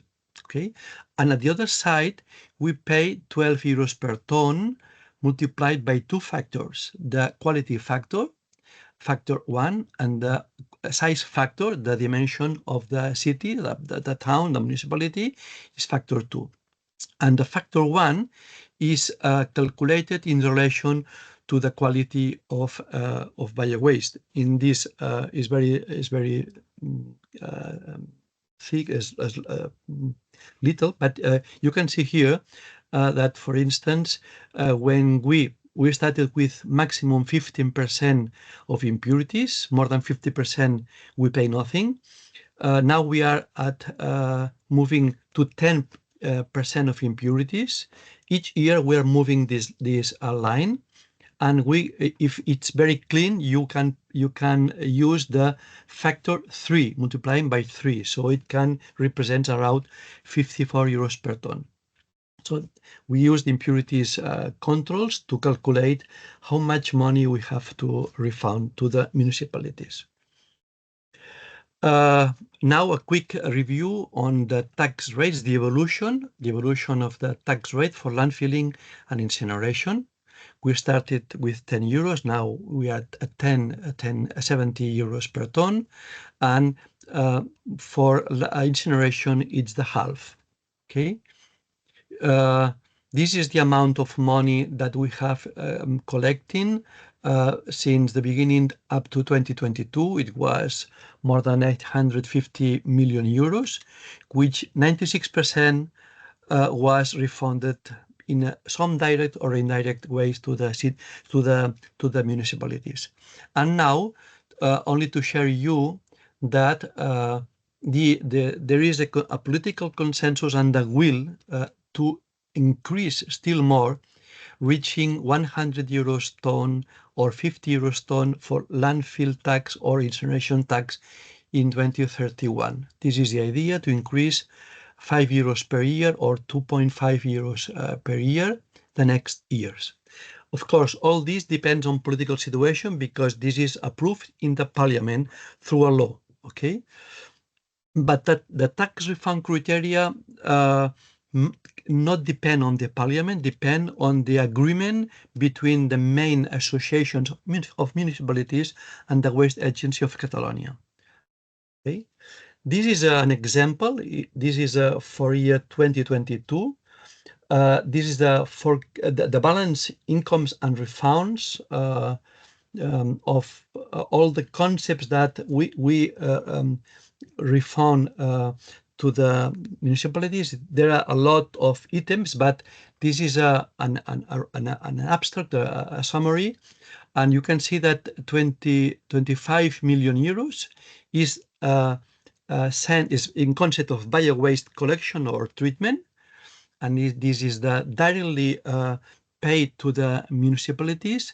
And there are, in some cases, some years, we take a part of this, 3, 4, 5 million euros, that is used for subsidies for improving collection systems. For instance, for trying to implement more efficient collection systems, door-to-door systems, for buying buckets, for buying containers, for buying compostable bags, for transfer points, for awareness campaigns, for other concepts, okay? And the main amount of this money, around 45 million euros, is used for new public infrastructures, new composting plants, or even improvement of existing infrastructures, okay?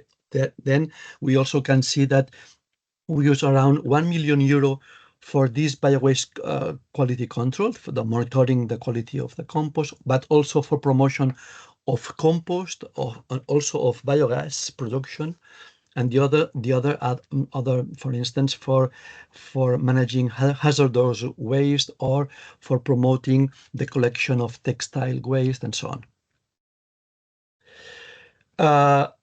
The positive effect of environmental taxation on waste. We are convinced, and I think that Gemma showed you, but now you can see a bigger slide, bigger picture, that the landfill and incineration tax has been very effective in stimulating the implementation of separate collection of bio-waste. Is this the slide, the picture? Because in the very beginning, we had the obligation of separate collection, but were very few the municipalities that have implemented the system. And we know that when we started the landfill tax and the incineration tax, at such moment, at economic level, very lower impact, and now much more impact, they started to implement the separate collection of bio-waste.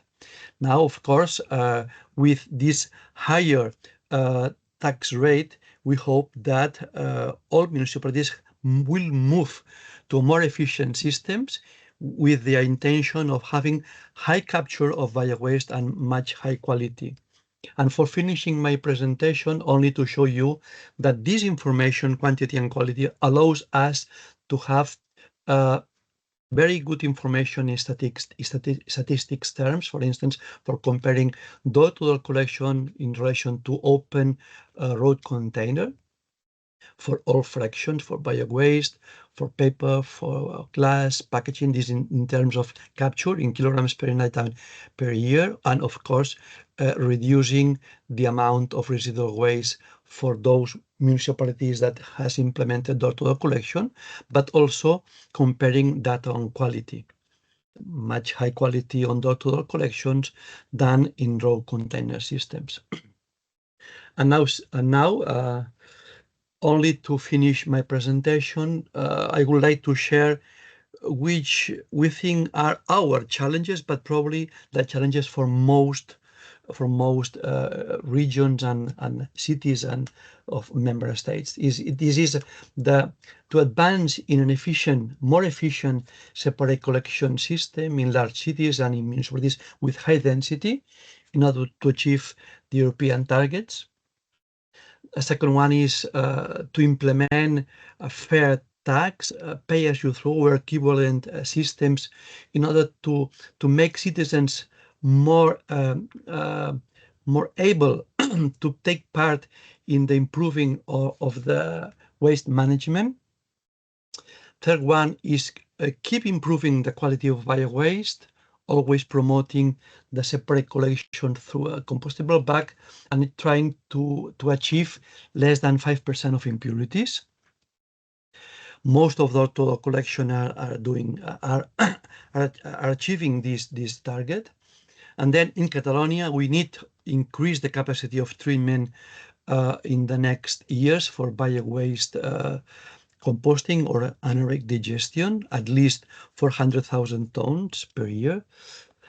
And the last but not least, facing the appearance of biodegradable compostable materials and products, packaging or not, in the joint collection and treatment of bio-waste, because this is a great challenge. Thank you so much for your attention.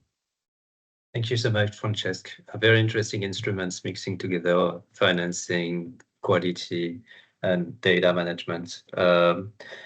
We'll move on to the very last presentation. It's a duo actually from Slovenia, Marco Segovia and Tim Ratajc.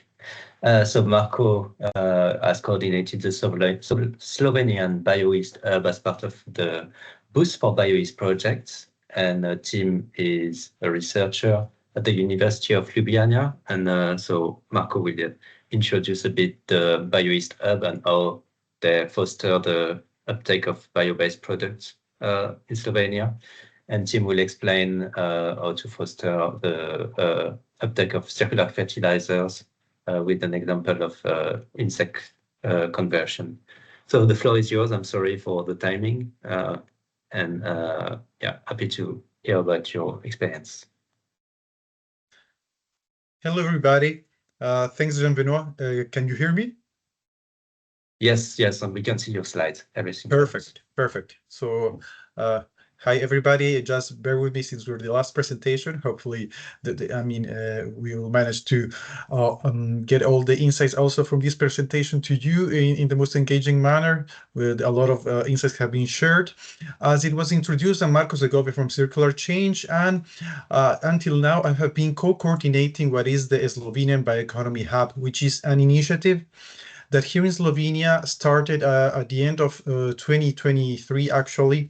And it's one of the main things at the basis of it is that we have 3 different projects, European Horizon projects, collaborating to co-create this hub. Because Slovenia is a small country, we realized we don't need 2, 3 hubs, 4 hubs in this country. Let's join forces and let's co-create a greater impact.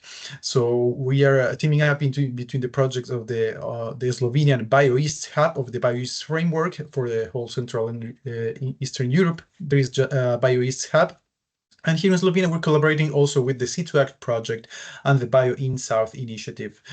As partners, we have these public-private partnerships. So we have Circular Change, ASDAS, which are an NGO, the Ministry of Agriculture, but also Antea, which is a consulting company, and the Chamber of Economy, which allows us to also reach a more vast network of stakeholders. And also, since we are a hub and one of the main things is engaging stakeholders, this is a huge plus.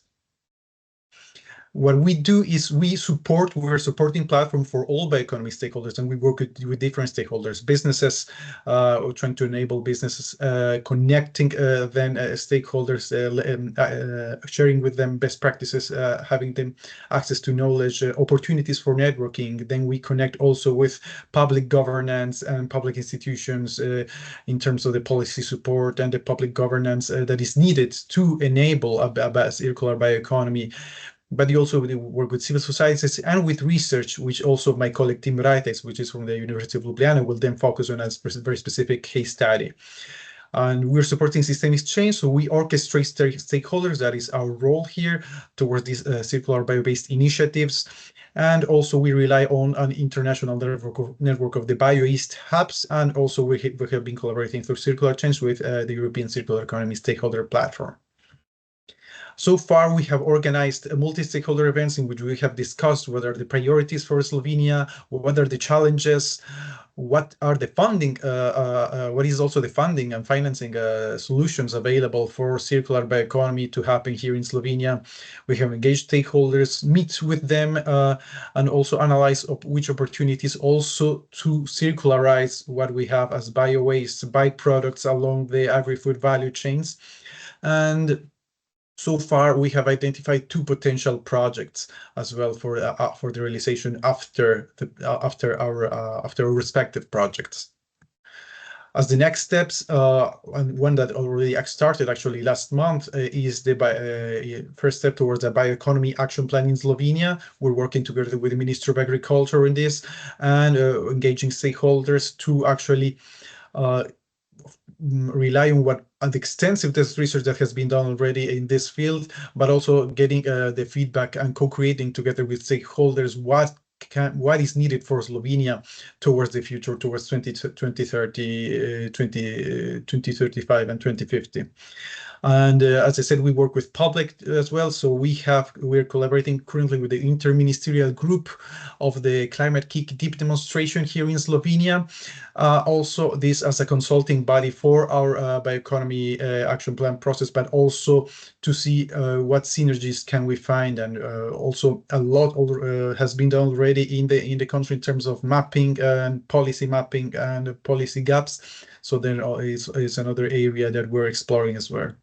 And finally, towards the end of this year and next year, we will be working with the startups as well. So another segment of stakeholders with an open innovation challenge that will target different stakeholders, whether they're students,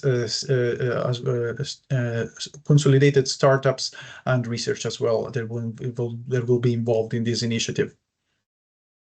So far, the elements for our vision we're focusing on what is the biomass availability, the added value, which at the moment is lacking in some segments of the bioeconomy here, circularity, of course, huge extensive stakeholder engagement, collaborate with RDI, as you will see in the following presentation, with the industry, and then also we have this value chain or value systems approach that we are targeting the country. So far, our priorities are the food system, the whole food value chain, some of the value chains in the forest system, and then of course Slovenia still now is lacking, for example, biorefineries. But this is just a very brief snapshot, and I don't want to steal more time from you. You can also reach us to learn more about the Bioeconomy Hub here in Slovenia, but I would like to leave the rest of the time to my colleague Tim so that he will be able to showcase one of the examples that we have here among our stakeholder network. Thank you.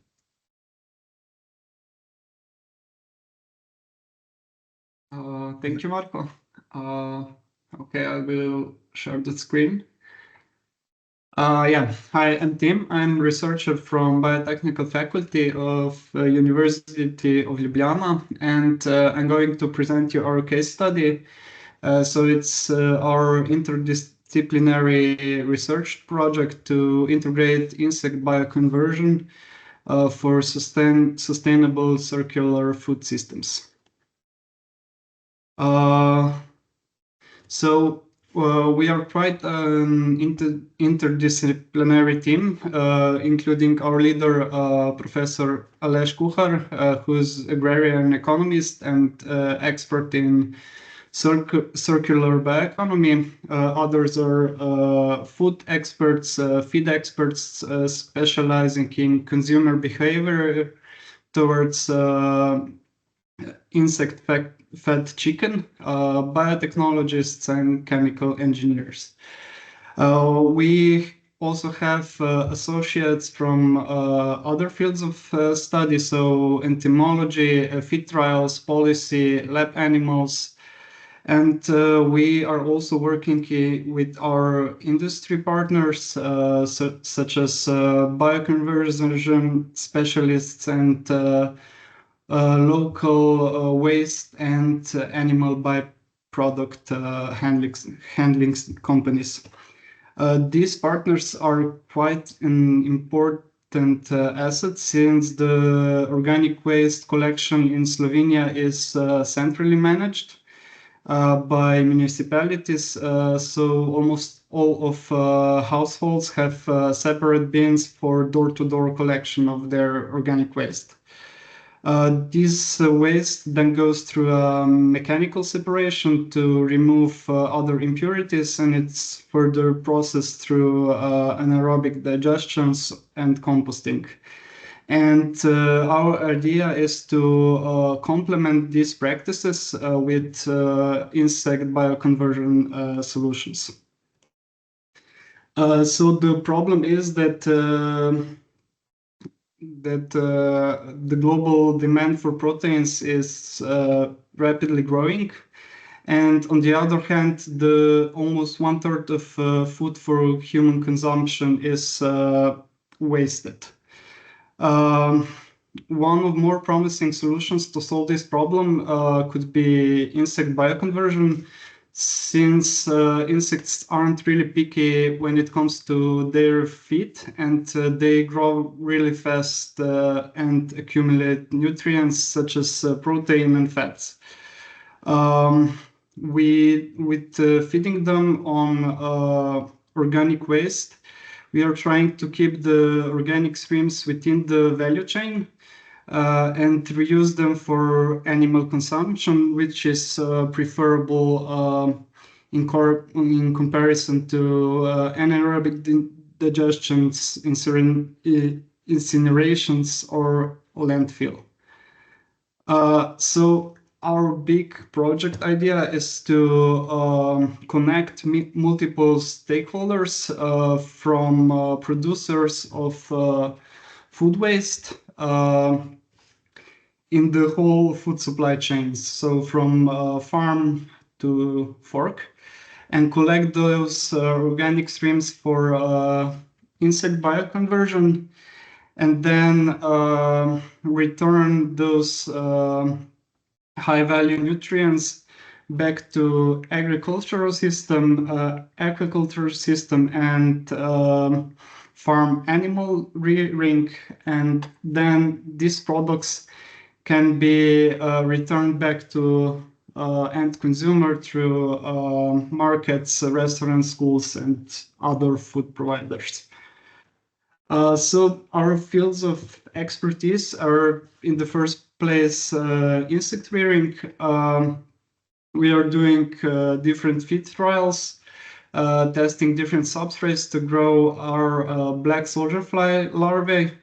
We try to optimize the rearing conditions and upscale. And we are also experimenting with bioremediation to mineralize microplastics. So it could be a supplement to mechanically separate the residues in the organic waste streams. The other front is identification of organic mass streams in our local area. So mapping and characterizing them and try to formulate the optimal feedstock for our bioconversion. And the last front is the valorization of products from insect bioconversion. So to characterize these products, explore alternative use, and incorporate the whole bioconversion system into the current waste management practices. And if we look at the products from insect bioconversion, we can get the protein meal. It can be formulated for different types of livestock, and it's really important for local protein production, since most of the proteins for feed in the European Union is imported from different parts of the world, and this protein meal can be locally produced from kind of waste. The other part is fat. It's kind of high value because it contains lauric acid, which has antimicrobial properties.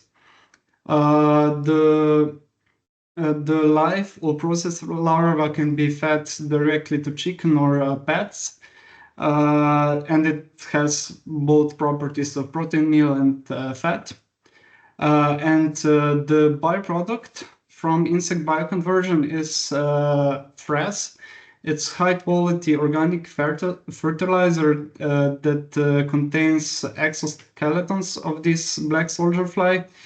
And this is rich in chitin and chitosan, which help to help the plant's natural immune system to combat other pests. And if we look more into the frass, this byproduct, we did some research on different plantings. So this frass is really high in nutrients, and it's suitable as additive for compost or soil that is produced via other waste management practices. So we have this control and addition of frass, and we can see that with the addition of frass, the plantings are healthier and more green, with which leads to better photosynthesis potential.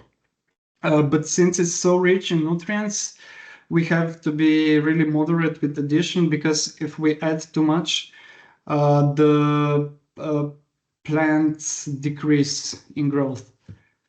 So yeah, these are the results of our preliminary research on the fertilizer production. That it's kind of a byproduct from main products, protein and fat.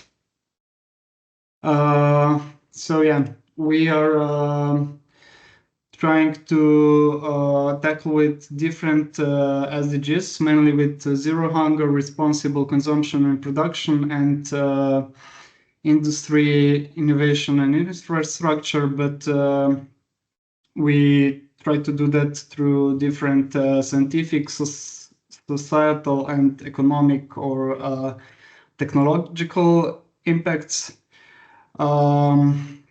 But there are still some technological and legislative hurdles we are trying to overcome, since the field is quite new in the European Union, but in other parts of the world, these practices are quite established. But it's kind of a new solution to implement insect bioconversion into the current organic waste management systems and also complement them. So yeah, this is my part from the scientific point of view to upgrade the waste management systems. So if you have some more questions, we can go more into details. Thank you very much, Tim and Marco, for the final presentations. We are very, very short of time, so I will skip the questions. I thought that there were exchanges in the chat. If you've got more questions, I invite you to share them with us by email, and we'll do our best to keep on the discussions going. But maybe for the closing word, we are joined by Maria Rincon-Lievana from DG Environment from the Commission. Many thanks for staying despite our delay. We know that the Commission is working on several new legislation like the Circular Economy Act, the revision of the bioeconomy strategy. So if you can take the few minutes to tell us about that and also your reflection on the presentation today. And I think that will be the closing word for the event. So the floor is yours. Thanks a lot for being with us. Yeah, thank you very much. And sorry I cannot connect my camera. Suddenly, the whole morning has not been working. I'm very glad to be here. It was really enlightening. Thanks to the good luck, I had the opportunity to really listen to our presentation, which it's a luxury these days to have really 2 hours to deep dive into something technical, but at the same time so interesting. Thank you for the clarifications regarding the gaps in the data, for the good examples on landfilling, taxes, and the need to explore maybe setting EPRs. Everything you have said, I have taken good note, and I will pass it to my colleagues working at technical level on the files, and also to the colleagues that are working with me on the preparation of the new bioeconomy strategy. Just to give a little bit of a flavor and context on where we stand right now in the European Commission. As you know, we are at the beginning of the new mandate after the elections last summer of the European Parliament. We had 2 important deliverables to really set a little bit the path towards what we want to achieve during this mandate, that has been the Competitiveness Compass and the Clean Industrial Deal. I believe these 2 have had an important impact on how we see circularity and circular economy as a key element of the competitiveness agenda.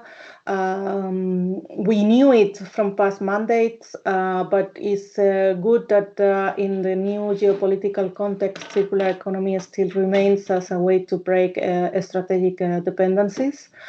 But we need to do more with what we can recycle, which is one of the advantages, the competitive advantages of the European Union vis-a-vis other countries that are better on other type of production And that's the rationale that is guiding the efforts of the European Commission to propose a Circular Economy Act, a legislative proposal that is expected by the end of 2026.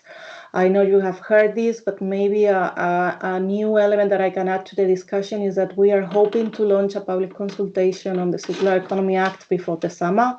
Hopefully, you know how this works. A lack of agreement in the hierarchy could take us to a few weeks after. So bear with me. We are hoping to have it ready before the summer. Otherwise, it will come in September.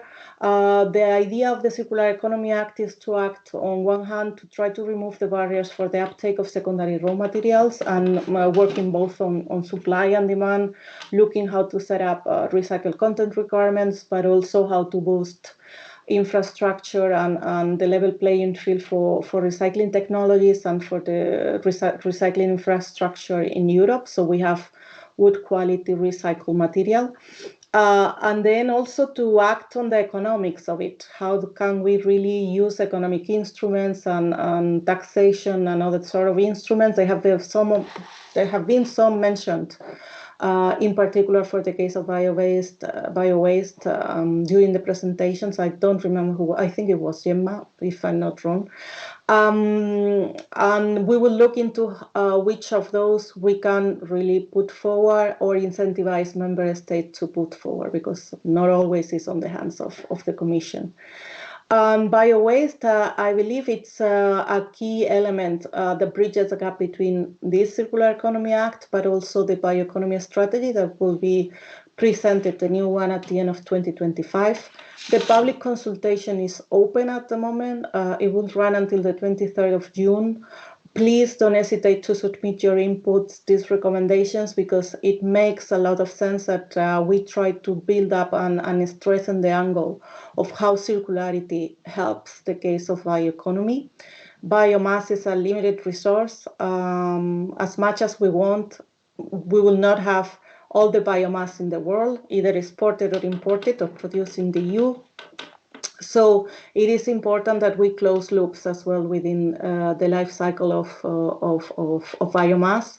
Bio-waste can be an excellent example of how we can bring back to the economy some materials, some resources. Some examples have been given in this presentation: bio-waste, biogas, fertilizers. We are also trying to look in the bioeconomy strategy, how can we foster the uptake of bio-based products or materials, taking advantage of the fossilization capacity of these bio-based materials, but always taking into account that indeed they make sense from an environmental point of view, so we don't create issues trying to solve the climate one. And then critical for the bioeconomy would be to support innovation and also investments to really end with the valley of death that sometimes happens, in particular in the bioeconomy, that is the difficulties of good innovations to really reach the market. And again, here in the case of bio-waste, we have heard some of those. So with that, these are the two key elements. The consultation for the bioeconomy strategy up and running and advertised in the stakeholder platform. So please go there to find the details. And the Circular Economy Act up and running before the summer, hopefully, to really consult in a stakeholder, both very relevant for this group. So thank you very much, Jean-Benoit. I hope in time-wise it was not too long, and I'm happy to continue engaging with you in the future. Thanks a lot, Maria. I can't say anything about time management today, but everything is duly noted. So I think it's time to close the meeting. I would like to thank everyone from the stakeholder platform, different speakers, and all the participants for today's exchanges. It was very interesting.